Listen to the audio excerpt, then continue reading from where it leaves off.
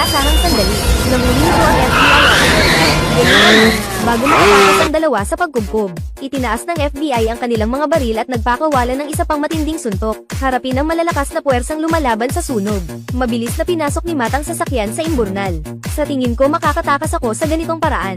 Hindi inaasahan iyon. Hindi nagpatinag ang determinasyon na hulihin siya. Di nagtagal na tagpuan. Binubuksan ng hilinga ng karne ang mga kanal.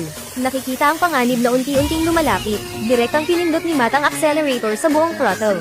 Sa isang iglap ay parang kidlat ang takbo ng sasakyan. Bilisan ng pasulong sa lahat ng paraan. Gayunpaman habang ang cable ay patuloy na lumalawak, mabilis na inilipat ng FBI ang makina. Power adjustable sa limitasyon. Ang hilinga ng karne ay agad na nagsisimulang gumana sa mataas na bilis. Lumipat patungo sa dalawang agresibong tao. Nakita yun ni Matt at agad na pinindot ang accelerator sa buong throttle. Sa oras na ito, ang magkabilang panig ng alisan ng tubig ay sobrang makinis. Kung